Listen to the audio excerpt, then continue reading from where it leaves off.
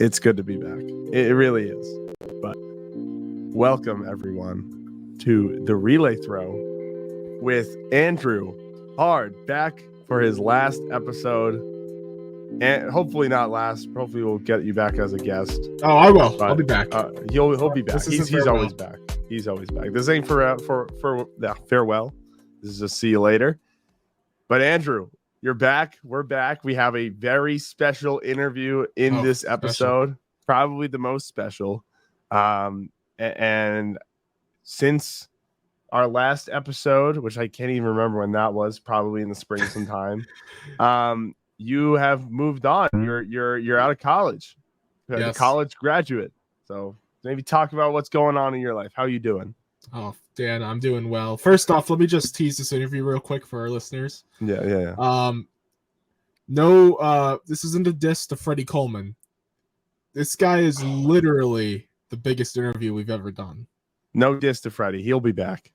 But literally the biggest. You'll see. Yeah, literally the biggest. Literally. Physically. Yeah, physically the biggest. But yeah. Anyways, on to what I've been doing, Dan. Thanks for the intro. Of course.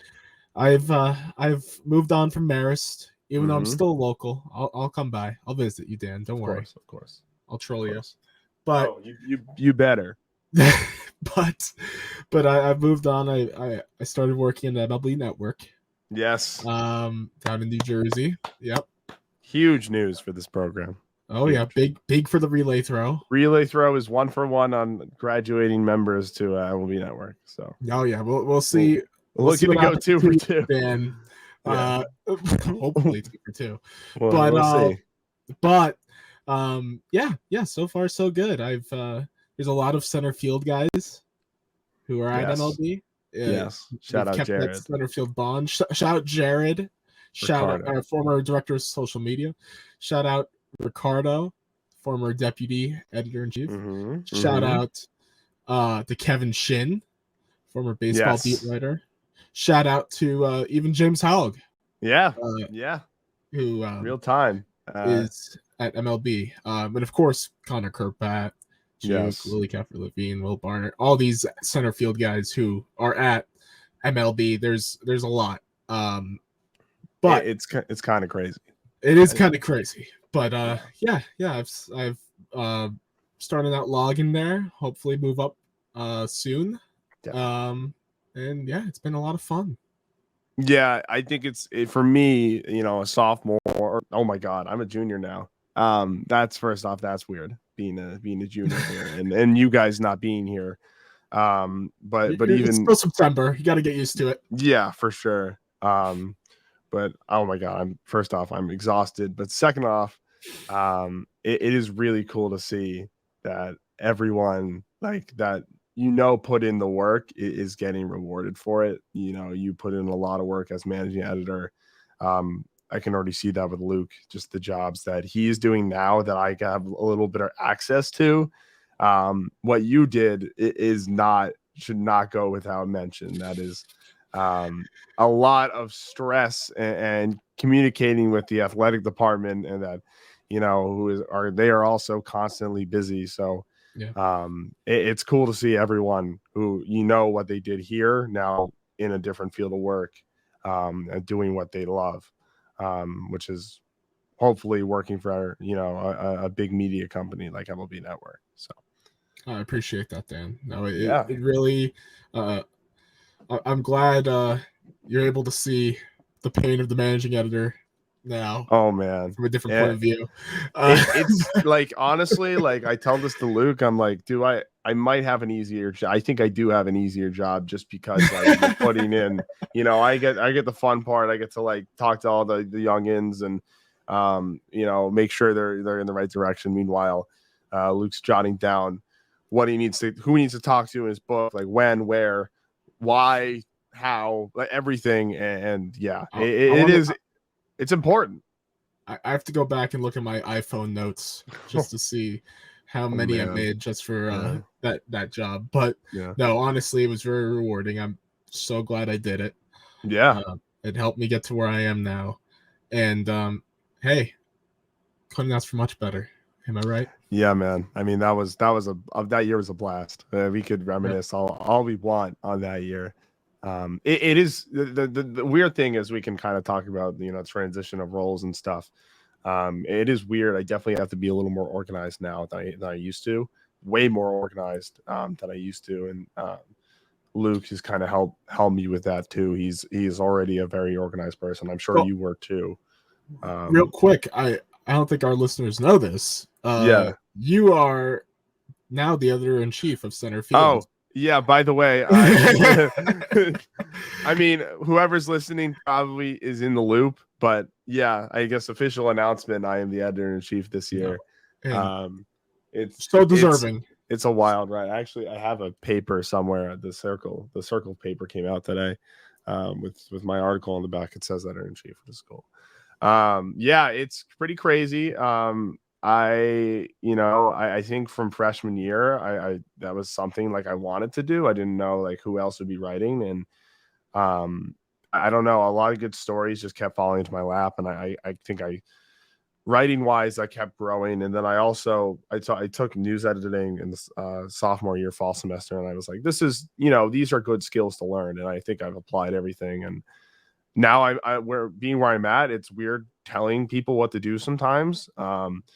Or just like kind of like giving people some advice because I still feel like a very new writer all the time. But yeah, it really, I look back at, yeah, it's weird being a vet, and I look back at my writing now, and I'm like, this everyone above me is how kind of helped me get into this spot, and I only up from there, So no, yeah, that's my whole spiel. So deserving. Just I know you've heard it a lot, but thank you, dude. Honestly, stepped up from day one. Participating in meetings. I mean, starting the relay throw. I think honestly, and this is genuine, that starting that for us, it did help a lot. I think it is kind of multimedia wise, we kind of needed to expand big time, and we're trying to do that this year with the TikTok and the just the Instagram in general. But I think this was a good start, and also just like honestly gets your interviewing skills up. We just had an interview with Pat Gardner, and like honestly, like I think about doing that like freshman year, maybe like your first year here, and it's like whoa, like that's kind of scary, but we have those skills now. I think that, and that's from this. You could honestly, you got to learn how to hold a conversation with someone and kind of get the best out of them. So I think we did a good stories. Yes, that too. Because being able to hold that conversation during those specific interviews helps you get better answers for your written story. Yeah, absolutely. Completely agree. Sounds a lot easier than it sounds, but yeah. Then hypothetically, that's it does sound a lot easier, but then you get in the room and you're like, holy shit, there's so many topics I could bring up. There's like, what angle do I want to take? I was just talking about this in my sports feature writing class. So I wrote a feature on the baseball team. Check it out. It's out now. It came out last Friday. But I didn't know what angle I wanted to take, and it was kind of like learning how to interview, kind of like talking to all the coaches and the players. That is what gave me the story. It wasn't like I came in with a set list of questions and topics. I had a few brief ones, and then I was like, let's just have a conversation. And that's where I think that's where we got the most interesting stuff with Pat. And I think that's kind of like where you do get the most interesting stuff. I mean, don't want to tease anything, but we got some cool stuff from Pat, some kind of firsthand, him telling us about his experiences. And that's important, Yeah. So you got a few scoops along the way. We definitely did. We got some scoops. We are reporters, we very professional here. Keep it very professional here. That's right. I don't know why I picked out the White Sox jersey today. I mean, why not? Whatever. Why not? Yeah. Because I'm gonna be working in 3 hours. That's why. Yeah, that's why. Yeah. And you're like, I gotta wear some jersey. Yeah, I had to get you to talk about your job and your big adult life. So, but right. the hard legacy continues. Gavin has joined us, and that's right. He made our graphics. He's made a lot of really cool graphics for us. I think he's going to make the graphic for this episode. So he is. We'll see. He teased me. I'll have to check in with him later today. Maybe give the people a sneak peek before we release it. But I'm excited. He's been great, and this isn't not your last show. I no, I'll be back. You that it's not a farewell. Yeah. Don't worry. We might have to talk. Obviously, our biggest thing in common is we are both members of. We've written about the football team, whether we like it or not. We cover this team. And, how's that going for you so far? Yeah, I mean, I won't lie. I like watching football. I'll stay impartial. The team is not performing. They are not, and but everyone athletics has been very supportive, and there's no sugarcoating it. They're not doing good. Yeah. But I hope to see them do better. It's going to be an interesting year for sure. They're young. And how PFL football is. You watched it. Davidson was really good offensively, so it was not the best game I watched this weekend. Yeah, they did make it on SportsCenter for the wrong reasons. That was a play I watched, and I was like, this is not a football play. I could see obviously the sidelines, things were getting a little shaky on the Marist side. I think people were confused on how that quarterback got past the whole lineman, then threw a shovel pass and gets past a lot of missed tackles. Yeah, that's kind of how that game felt. It's just like, this is things that can be prevented, and like they're not doing it. But hey, the PFL's on the map. PFL is on the map for sure. It made the Athletic. I mean, like this is like. That was a big story, and especially with how the Pac-12 looks now. I mean, they're just copying the PFL. I mean, it's the perfect blueprint. That's the league conference you want to follow. Every league, every conference should follow the PFL structure. They did 100%. It first. Just do it. Just pick a bunch of random cities and towns and fly everywhere. I mean, yeah. I mean, fuck it, let's fly. Yeah, we ball. I mean, but we'll have to check up later in the year. I think it's a slow start. They played, it's the weird schedule, which I kind of want to do some coverage on, where they play Georgetown bye week and then they're thrown into the season. They had the same schedule last year. And of course, they didn't play Georgetown last year, I believe. Or maybe they did. Oh, really? I can't remember. Columbia, maybe it was 2 years ago I'm thinking of. Oh, yeah. No, they played Columbia. I can't remember. And I covered this team. I can't remember. But, I can't let this go on this. I'm going to fact check. I think, another thing I was talking about the other day, I think they're going to play Navy or Army like in the coming years. I forget. Yeah, in 2025, they're playing Army. Yeah, that will be can the PFL kind of raise their standards, and are we even ready to play a team like Army? We'll see. I was wrong 2 years ago. That's what I meant. 2 years ago, they didn't play Georgetown. Yeah. But yeah. So like, it's the same. It's a weird schedule. I wonder if they like it. I'd have to ask, like, just around the staff and players, like if they actually genuinely enjoy like playing a tough team like that and then not playing, because like go for it, play a tough team to start the season, but like then you don't play a week. It's like, well, so early in the year, and then they don't have a bye rest of the way through. It's definitely an odd schedule, but I think they're used to it at this point. Seems to be a trend for them. So, as and as far as other sports go, men's soccer is kind of rebounded. They're off to a hot start this year. I think they're 3-2. They actually, fun fact, I am on colors tonight for that game. Here we go. So this is coming. Will Rosen, who is, I've heard about this kid. This is an up and comer in center field, and I'm excited to see what he's got for me on play by play. So I heard he has a voice. He's got a voice. It's it's not as great as mine, but it's his is really good. He's ready. This kid's ready to work. This is coming out tomorrow, but I'm commenting the game on Tuesday this week. So if you're watching this right now and you want to hear some buttery voices, check out the ESPN Plus archives. You'll find this game. Yeah. It'll be there. Yeah, 100%. Another thing, so men's soccer is doing pretty well. Women's soccer, they just lost their first MAC game. They had their first MAC loss. They're 1-1 in the MAC play.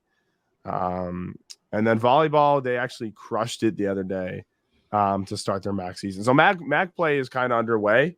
Yeah. I think a lot of teams in the same position. Men's soccer we're used to seeing pretty well. Volleyball, same thing.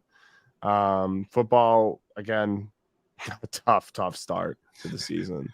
Tough schedule. And then women's soccer with their offense has really struggled, but Pacapelli has kind of gotten them ready, and it's just about execution. If you ever get a chance, watch their games. It's really just about getting the goal. It's not about the setup. They got the setup down. So it's just that's finishing. My spiel. Yeah, that's my spiel. Speaking of soccer, this guy's got a podcast. Oh, we're plugging this. I don't care. You're in college. I mean, you're out of college. We got to plug what's going on in your life. Oh, no, I appreciate it, Dan. Yeah, I'll take some time to talk about him. So I mentioned Ricardo's name earlier. Yep. But these are all center field guys. Yeah, so all former center field guys. Ricardo, Christian DeBlock, former volleyball and men's basketball beat writer, former editor, and Jake Beframian, former softball beat writer for center field. Yep. We're also big professional soccer fans. Yes. Champions League is going on right now as we speak. Actually, Dan, I hate to admit this, but I've got 2 screens. I didn't doubt it. I remember I got to keep before. Up. I had a bold take about a team upsetting. Interesting. I had Young Boys upsetting RB Leipzig today, but Leipzig's up 2-1. But hey, it's not over. It was a hot take, but we've anyways. Back to the point. We started a soccer podcast. Yep. Check us out. We're called the Stoppage Time Stooges. I love it. Love the name. Love it. Gavin made our logo. My brother. Of course. And we had our first episode come out last night late. We're on YouTube, Spotify, Apple Podcasts. We'll try to. I think that's a good start for now. We might upload on more platforms, but it's a learning experience for this. Yeah, I think us too. That's something I want to do for us too. Get us on those audio platforms. But anyway. But first episode was a Champions League preview episode. We gave out our predictions of who's going to win the Champions League, dark horse squads, and who we think's making it to the knockout rounds. So check it out. Check it out, guys. Andrew, this is sad for me. But we are the reason this podcast exists. And the reason why it's going to keep going. And hopefully when I leave, I can pass it off to someone and this will stay in the loop. So I think we created a really good foundation, and brother, there's no one else I'd rather do it with than you. So when I do have these rotating guests on, by the way, that's what's going to happen. First take. Can't fill those. It's going to be tough to fill those shoes, So we love you, dude, and you're gonna do some great things in the future. No, I appreciate it, man, and definitely continue that. I mean, working in like TV production right now, has given me a new appreciation for content, and I'm sure multiple forms of content, to an audience, and podcasts help. I mean, the stuff you're doing on TikTok, the center field, I should say, is doing on TikTok, is incredible and is a great growth for the brand. Yeah, for sure. Just having all those different avenues helps, and I'm happy center field's growing in that regard. So I'm proud of you, proud of the squad, proud of Luke taking up the mantle. Guy. How's my guy, my dog Danny Dessler doing? Oh, Danny! Shout out Danny, by the way. He actually went to the same high school as Pat Gardner. Yes, Merrick. And help us set this up. Danny is a hard worker. He gets us a lot of interviews. He's got a great relationship with athletics. He is one of the best things that's happened to center field this year. And I mean that, and he's a fun guy. He's a fun dude. I call him the World Wide Wes of Marist. He is. He knows everyone, and I hope he listens to this because I mean that 100%. He's a dog. He's a dog. He's a dog. Yeah, man. I think that's gonna do it for us. You're about to see a Pat Gardner interview. Andrew, what should the viewers look out for in this interview? Listen to what he has to say about how he made it in time for the FIBA World Cup for Team Egypt. That crazy is a crazy story, and you all should want to listen to that.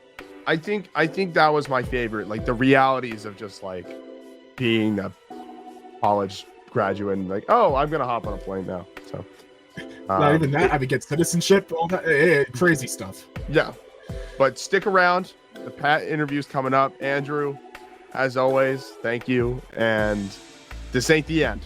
So this ain't the end. Yeah. But check out this interview coming up, guys. Really appreciate it. And check back for more episodes. They will be coming soon, especially with Mac Play and stuff. But enjoy. And signing off, us two. Enjoy the interview. Enjoy it. Andrew, this has been a long time coming. We are thrilled about our first athlete guest. How excited are you to interview this guy? I am the most excited you could possibly be. That's you look thrilled. But yeah, it's a Wednesday, and we're so fortunate to have this guy on. We on this pod we talk about who's putting Marist on the map. I think this guy puts Marist on the map more than a lot. Played 1 year at Marist, started 33 games. You might know who I'm talking about already. Averaged 19, 6, and 2. Led Marist to their first MAC championship against Iona. Third all-time single-season points for Marist. 10th in points per game, over 2,000 points in his collegiate career. And he started in JUCO ball. This is a guy that's seen it all, and he is making waves for Marist and his own career. Ladies and gentlemen, Pat Gardner, welcome to the podcast, man. Hey guys, hey Dan and Andrew, thanks for having me. Dude, we're thrilled. We've, obviously we both covered a little Marist hoops back in Andrew's heyday and me currently. We're just super thrilled, and it's really cool to see everything you've been doing, man. So yeah, thank you so much. But I did want to start out a little question. So since you and Andrew have graduated and moved on, Marist changed their food provider. We have better food now on campus. I wanted to quickly ask you, how does that make you feel now that we have a new food provider? Oh, it seems like whenever I leave a school, like the school just gets better in general, like any school. So I'm not surprised.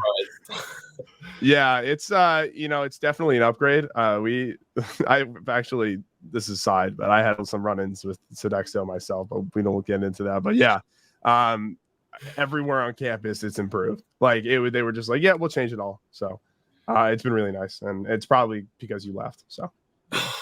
Well, I heard there was a new gelato place. I don't know. Yeah. That would have been nice when I was there. Yeah, so the Hancock is kind of turned to like Italian coffee and gelato, and it's fire. Yeah, it's great. But we'll get into some more basketball oriented questions and more about you.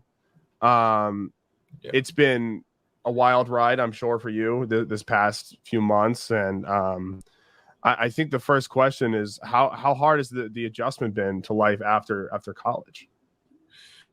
It's definitely different, I'd say. In college, you have a routine going for you every day, and you get used to it when practices and games start.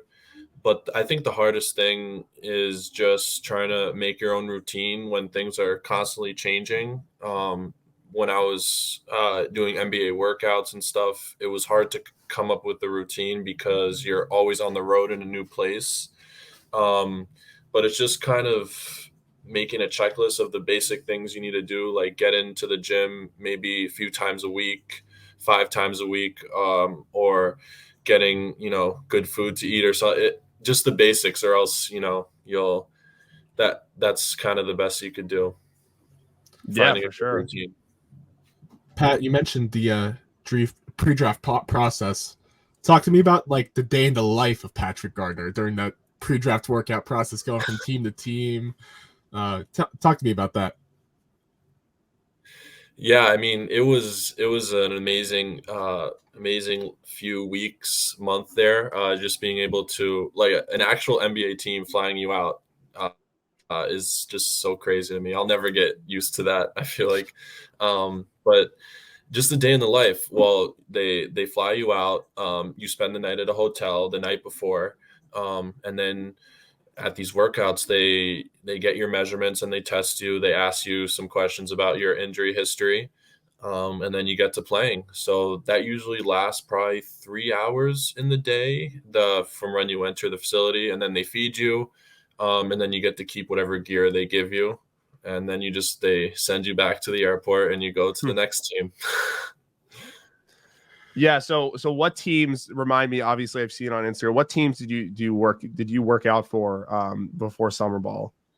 I think it was 10, and the first one was the Warriors. So I had to go to California, and then I flew to Orlando, and then went back home for a little. Then Nets, Wizards, Pelicans, I think back home. Then Bucks, Cleveland, Celtics. Went home for a day, and then Nuggets, Lakers, and I think the Lakers were the last one. Wow. So you quite literally went coast to coast and then to coast again. Literally, That's yeah. Sounds that's worse than wild. Maris football's travel schedule. It was, yeah, a lot of time in the air. Let's say that. With all that time in the air, what was going to the first one? What were the feelings? Because obviously there's a reason you're there. That goes without saying. But what were the feelings like for you? A lot of feelings. I was a little nervous, but I was also proud of myself too. I never, if you were to ask me questions like this last year, I wouldn't have even thought that I would be flown out like that. But it's just a testament to just this crazy journey, this basketball journey that I've been on. But I'm also grateful too. It's Trying to enjoy it was definitely the hardest part, because you're going there for, this is your career, so you want to leave the best impression that you can. But just trying to enjoy little things too while you're at it, that you worked so hard for. Yeah, absolutely, man. Yeah. So during that process, obviously, like whenever we see a college player working out for a team, we see the photos, but you rarely see like video from that, or you rarely hear what's going on. What are those coaches telling you as you're going through the drills? Are they coaching you up, or is it more so you're just showing off what you could do? Yeah, it's a lot of both of those basically. Every coach is different, I'd say, in each organization. But a lot of them just wanted to show who you were. Everyone who gets invited, these scouts and coaches, they have an idea of who you are and what you can do, but they want to see something different besides basketball. They want to see how you interact with new players, because each workout it's always new players. Some overlap, which is pretty cool. You become best friends basically if you see the same person. But they just want to see how you adapt to new players. Who are Yeah. some of the? Oh, sorry, Dan. No, go for it. That's what I was thinking. Yeah. Yeah. Who are some players that you overlapped with? Let's say there was this player. His name was Trey. He played at UAB. I had a few workouts with him. He's also a big man. So we got to hang out when we ate breakfast and lunch together at the facilities. And he's someone who got the same contract as me. He's a great person. So just a lot of cool, great people that you meet who are also on the same journey. So it's comforting knowing that people are doing the same thing as you. He also got an Exhibit 10. Is that? Yeah, I believe it was awesome. with the Pelicans too. So it was great to meet him and stuff. And he also went to a mid-major school like UAB, just like Marist too, similar conferences. So it was really cool to meet people like him. Before we go into the summer league stuff, I also quickly wanted to ask about the college all-star game.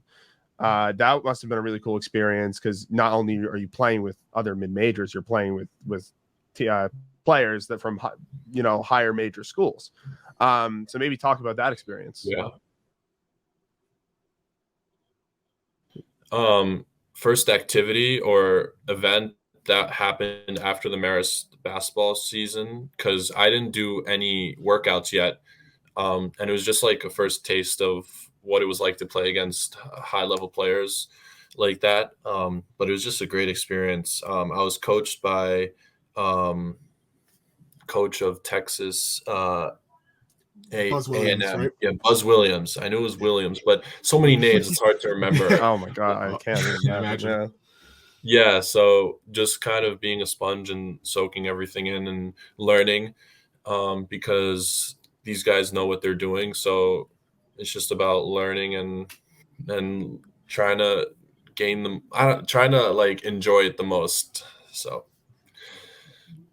yeah, it must be a tough balance between, like you said, this is your work, but also like you're getting to play with some of the best college players in the world. And then going on and working out for all these NBA teams. I mean, it's like it's a surreal journey. It really is. So I know.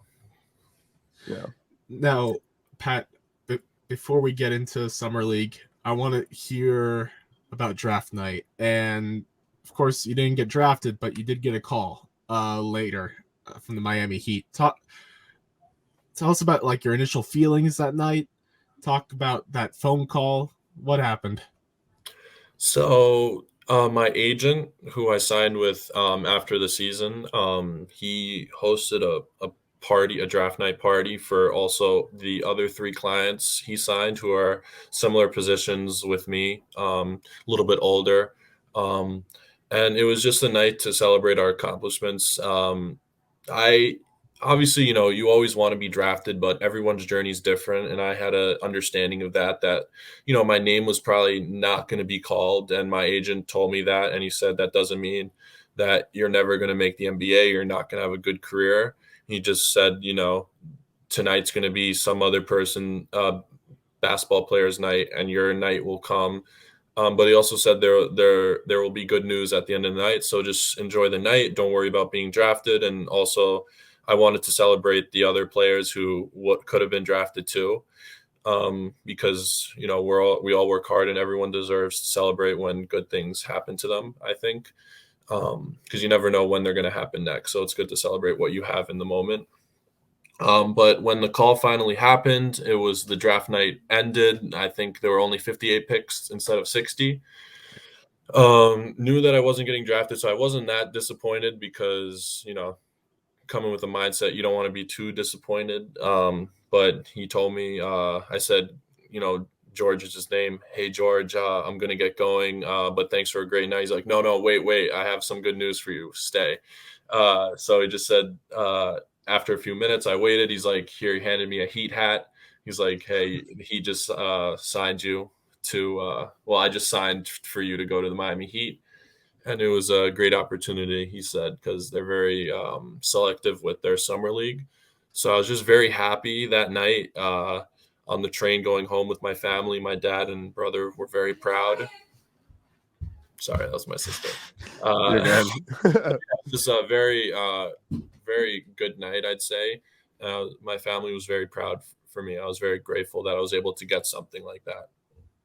That's awesome to hear. I think just your agent pulling out the hat. That must have been like shocking. I mean, or not shocking, but just like, holy, I'm playing for an NBA team, or like. Yeah.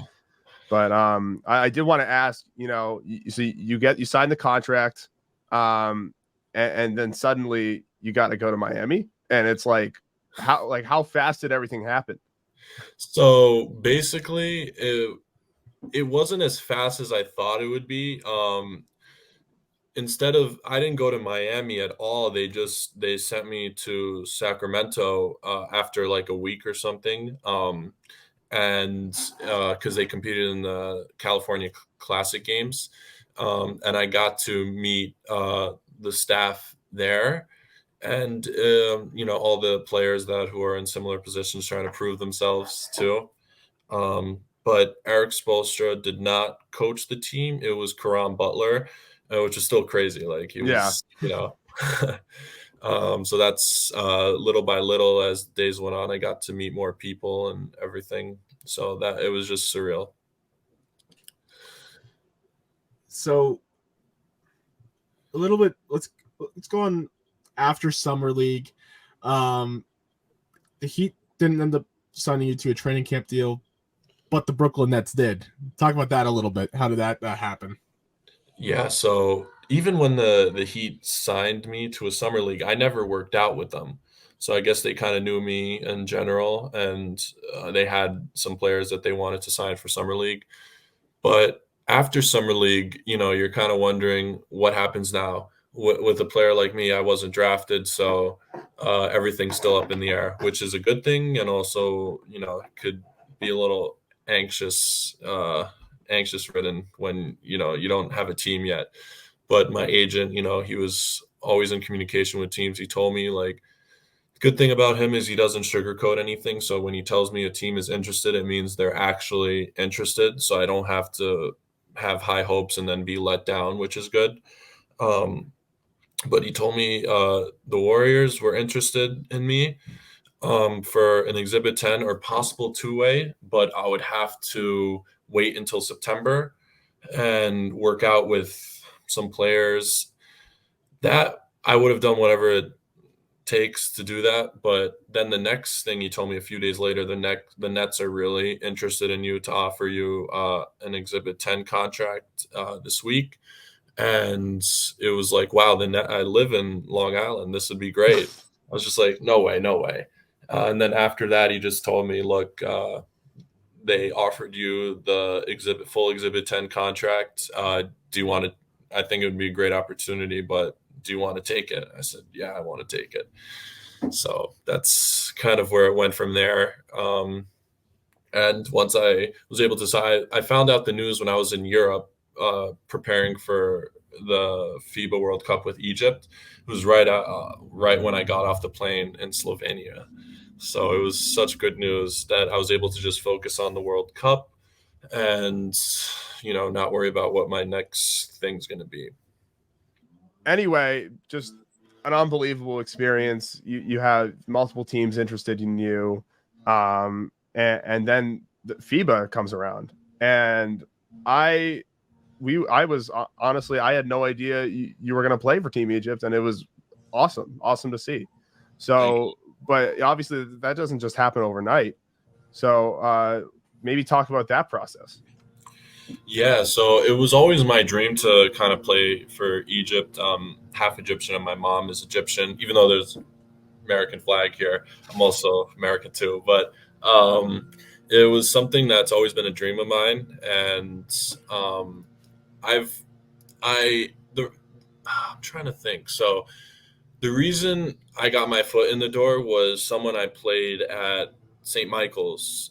He went to Assumption. His name was Omar Al Sheikh, and after playing him, I realized that he was Egyptian. So I reached out to him on social media and I asked him, hey, would there be any possible way that you can get me in touch with the coach and see if there's any possibility that I could try out for the team or anything? And this was in 2021.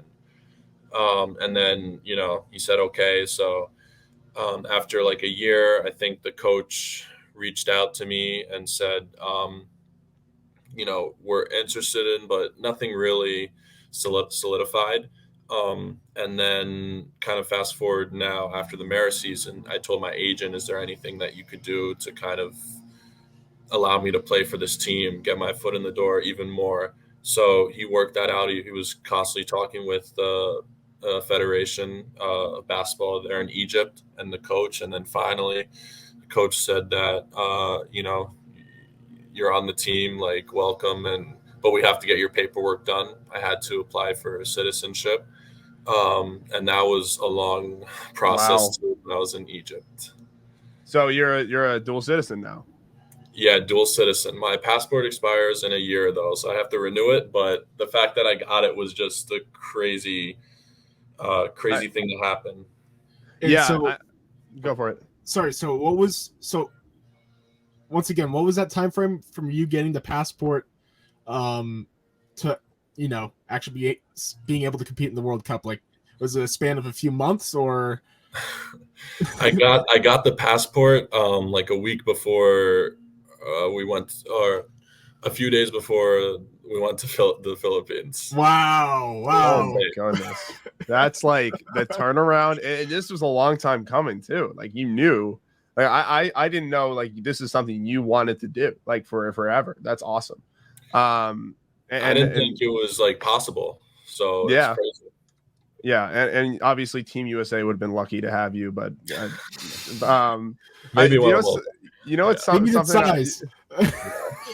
It's something I saw on Instagram. I think you might have reposted this on your story. It was FIBA posted this. It was like I forget the context of the reel, but it was you and three other like NBA players playing for Team USA, and they threw you in the mix like second player. Yeah, That must have been wild to see. I know. I'm like, what am I doing in this right now? What? It was like Jaren Jackson, I think, and oh man, or maybe It was Tyrese yeah, Halliburton, Yeah. Josh Hart, Halliburton, maybe. yeah.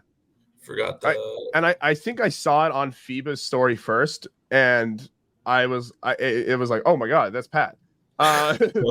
But that's just like the exposure, I'm sure. And something else I wanted to ask about it is Yeah. the relationship with the teammates and then getting there and the prep work. Like, what's it like playing for a brand new international team that you really got the opportunity to play for a few days before? It was great. All my teammates, when I met them, they welcomed me in. Arabic, I don't speak as fluent as they do, and even though our head coach, Coach Roy Ronnie, he speaks English to the team, so everyone understands and speaks English too. A lot of players, they went to college in America, so they're basically as America. They can flip back and forth. There's an Egyptian personality, and then there's American personality, which is two different things. But I was able to hang out with them, and they would speak English to me. There was no judgment too. That's something I was worried about because, I didn't want to be like that. I person who is like American who has no education on Egyptian culture. But I've been to Egypt multiple times. That's something that's part of me. So I think when they realized that I was humble too, that that we became friends, all of us. So now, before getting into like the nitty gritty of the World Cup, talk about spending time in the Philippines. How was that? It was amazing. This is the farthest I've ever been from home, and I've been far. Egypt is far, but it's even farther than Egypt. And just the people there, they have such a love for basketball that wherever you go with your team, that it's like LeBron James is walking out or something. They value their athletes so much, which is great. They're all so nice, but the country is beautiful too. Rains a lot, it's hot, but just the culture there is incredible. Great place to host the World Cup, I'd say. Yeah, I mean, it's just sounds like an amazing opportunity. This has really been the Pat Gardner World Tour post college. You've seen the entire U.S. You've seen the Philippines. Like you've seen most. Like you've seen a lot. Um, I have you. I mean, you mentioned you've been to Egypt before. Is this the most you've traveled like in a year span? Because it sounds incredible. Yeah, I mean, I've been on so many planes. It's insane. I went to 6 different countries, I think, during just the World Cup. time because we did international friendly games with other countries in different countries too. That was a crazy experience too because on our day off we got to explore. Let's just say we went to Slovenia first, which is right next to Italy. Then we went to Italy and Venice too, which was amazing. And then also United Arab Emirates too. So Dubai, Abu Dhabi, just crazy places that maybe if I didn't play basketball, I'd never go to them. It's unlocked so many doors. It's funny. So another thing, when you go on FIBA, the website, and you find your name, the first photo that comes up under your photo gallery is you and Jonas Valanciunas, and that is, to me, is just like it shows the waves. It's here, there it is, right there. Yeah, It shows that how many gates you've opened for yourself, and through your work ethic. And we can get into the games themselves. Obviously, the standout was, I believe, against Mexico, where you put up 20, and that must have been thrilling. What talk to me about the game competition and just how surreal it was. yeah. So that picture is kind of crazy. When I first saw it, it looked like I really grabbed that rebound, which was good. I mean, But yeah, it's a great yeah, shot. I know. I wish my eyes were opened a little more, I'd say. But definitely Lithuania was the hardest team we played by far. They're just, I mean, they beat the US. And all their players are very tall and strong, including their guards. So 1 through 5, it was a tough matchup for all of us. But I think each game was different. Each team was different. European teams are just different play style from maybe teams in Asia or Central South America. But Lithuania was the hardest, and that was kind of good. Even though we lost, we stuck through it. It was within 10 points, 12 points throughout the first 3 quarters, which it doesn't sound good, but when you're a team who isn't known for basketball, going against a team that has all EuroLeague players and NBA players, that says a lot about how the growth of Egyptian basketball. And then each game got better. Montenegro, even though we lost that one, it was a little bit closer. And then the Mexico game, it kind of all came together. Even though we were eliminated, though, we were still playing for Olympic qualification. And that one felt really good because you went through so much as a team, and to finally win one against a team that was ranked way better than us, it was a good feeling. It's so cool to hear about. Thanks. Yeah. Yeah. No. Dan, I'm actually gonna steal one of your last your questions. Go for it. I stole 2 of yours, so because I feel like this is the perfect capping question to end this interview. Because Pat, thank you for your time. This has been amazing. No we problem. Really got to know more about what's happened, especially because there's not a lot of coverage on you. And we want to hear this stuff as the Mariners community. No, this is great. But Dan has a great question here from JUCO, D2 to D1 to your professional career. What has separated you from the rest, and what do you think will separate you from the rest in the future? I think I was going to say hardworking, but a lot of people are hard workers. I think the humbleness and the chip on my shoulder, I think that's what separates me. I'm never satisfied. Like even though I'm very grateful for where I am, I always want to keep going, and I always want to keep building and moving on to the next, keep just going higher, moving up. I think that's what separates me.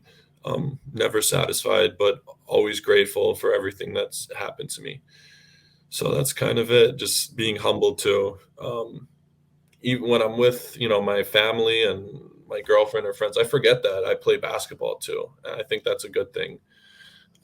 and just having that balance between still having that chip on your shoulder, but being humble at the same time. I think that's a great way to sum it up. And from as both a journalist and definitely a fan perspective, it's been awesome to see where you've gone, and we're super thankful you were able to join us. And we want to, obviously, this is huge, and we want to make sure your journey is well covered. So I thank you so much. Yeah. Pat, this has been awesome, and super excited to see where you go. And and just from Long Island to the international stage, it's really awesome. Thank you guys so much for having me. Great questions as always. You guys are great hosts. Thanks, Andrew and Dan. Don't be afraid of reaching out to me whenever, if you have even stupid questions or just want to say hi. Yeah. Don't worry, my phone isn't blowing up, so don't worry. You know what? Next, I'll ask you how football's going this upcoming week, because we were chatting a little bit about that. I'm excited for another slate of games. So I know, me too. It's I love watching football. I love it more than basketball. It's just good. It's good, even if your team. My fantasy team lost by 5 points. It's the worst feeling ever. That's brutal. I don't worry. I started T. Higgins and Dallas Goedert. So yeah, I had Dallas Goedert too, bro. And then I lost. I had Ayuke, and I still lost. And he put up 2 touchdowns. Yeah. Meanwhile, Debo doesn't catches 4 passes, and then you probably 2 of my teams. You probably face the Cowboys defense. It's just what do you even do? You can't do anything.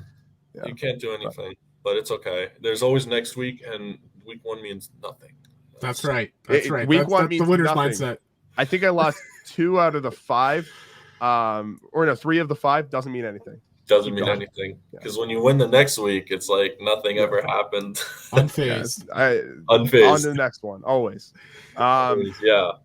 Pat, dude, thanks once again, and we'll keep in touch for sure. All right. Yeah, best of luck, man. Yeah, you too. Thanks for having me so much. It means a lot. Of course.